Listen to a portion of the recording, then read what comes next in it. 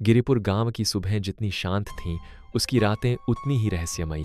गांव के बाहर एक पुराना कुआं था, यक्षिणी का कुआं, जिसे किसी ने सालों से छुआ भी नहीं था। लोग कहते थे वहां एक यक्षिणी कैद है, जो हर पूर्णिमा पर किसी युवा को अपने प्रेमजाल में फंसा कर मार डालती थी। दीपक, जो अभी अभी शहर से लौटा था, इन कहानियों को बकवास समझता था। डर एक भ्रम है और ये लोग बस उसी में जी रहे हैं, वह खुद से कहता। लेकिन उसके भीतर एक अधूरी तलाश थी, कुछ अलग करने की, कुछ रहस्य खोलने की। और यही तलाश उसे उस कुएं तक ले गई, जहां सन्नाटे में भी कुछ चीखता हुआ सा महसूस हो रहा था। उसने जैसे ही एक आंट हटाई, हवा में हल्की सी सरसराहट हुई, पर दीपक ने महसूस नहीं किया। उसने सिर्फ आंट नहीं हटाई थी, एक बंद दरवाजा खोल दिया था। 2, नींद में एक स्त्री की पुकार। रात में दीपक को एक स्त्री की धीमी आवाज सुनाई दी, जैसे कोई उसे नाम लेकर बुला रहा हो। दीपक, वह चौंक कर उठा। खिड़की से झांका, कोई नहीं था, लेकिन फर्श पर गीले पैरों के निशान थे जो सीधे खिड़की तक आते थे। ये कैसे हो सकता है?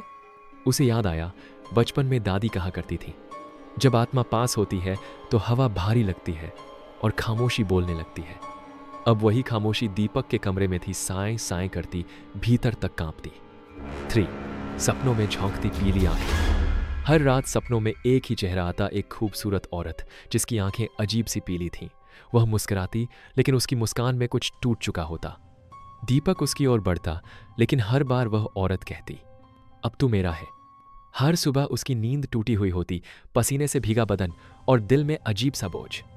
उसे लगने लगा ये सिर्फ सपने नहीं है, कोई उसे बुला रहा है, उसे खींच रहा है, और वो खुद को रोक नहीं पा रहा। 4, पहली मौत, पहला सन्नाटा।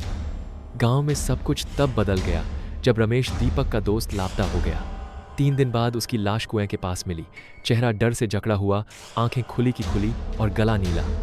गांव रो पड़ा, लोग बड़बड़ाने लगे, वो लौट आई है। दीपक खुद को दोषी मानने लगा। उसे लगने लगा शायद वही जिम्मेदार है। मैंने उसे आजाद किया, रमेश की मौत मेरे कारण हुई, उसने खुद से कहा, और आंखों में आंसू भर आए।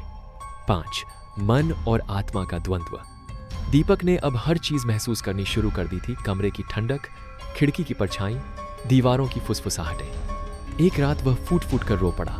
माँ ने उसे सीने से लगाया और पूछा, क्या हो गया है बेटा? लेकिन वह कुछ नहीं बोल सका, क्योंकि उसे अब अपनी ही सांसें डराने लगी थीं। 6, यक्षिणी का अतीत। बूढ़े बाबा काशीनाथ ने जब बताया कि यक्षिणी को एक श्राप मिला था कि वह केवल घमंडी औरतों या पुरुषों को ही मोह में बांध सकती है, तब दीपक को अपना व्यवहार याद आया। मैंने उसे मजाक समझा, मैंने उसके दोहा का अपमान किया, उसने कांपते हुए कहा। बाबा बोले, बेटा, वो एक राक्षसी नहीं थी, वो भी किसी जमाने में प्रेम में डूबी एक आत्मा थी जिसे धोखा मिला था। अब उसका प्रेम बदले में बदल गया है। दीपक की आंखों में नमी आ गई। 7, यज्ञ की रात, प्रेम और पीड़ा की आग।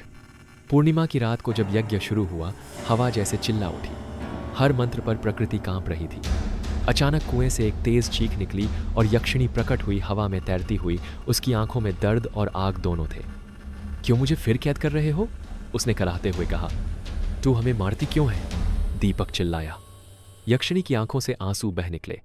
क्योंकि तुमने मेरा सब कुछ छीन लिया, मेरा विश्वास, मेरा प्रेम, मेरा अस्तित्व। दीपक का दिल कांप उठा। यह कोई राक्षस नहीं थी, यह एक टूटी हुई आत्मा थी जिसे सुकून चाहिए था। उसने हथेली काटकर अपना रक्त चढ़ाया, ना केवल यज्ञ के लिए, बल्कि एक माफी के रूप में। यक्षिणी की चीख हवा में घुली और वह आग में समा गई, पर जाते जाते उसकी आंखों में एक शांति थी। 8, क्या आत्माएं सच में मरती हैं? कुएं को फिर से बंद कर दिया गया। दीपक ने गांव वालों से माफी मांगी। उसकी आंखों में अब घमंड नहीं, समझ थी। महीनों बाद गांव शांत हो गया, लेकिन शांति कभी स्थायी नहीं होती। 1 साल बाद एक लड़की गांव में पढ़ाई के लिए आई, शांत, सुंदर और रहस्यमयी। एक दिन उसने कुएं की तरफ देखा और धीमे से मुस्कुराई। दीपक ने उसे देखा, उसकी आंखों में वही पीली चमक थी। कहानी खत्म नहीं हुई थी, प्रेम, पीड़ा और प्रतिशोध अब नए रूप में लौट रहे थे।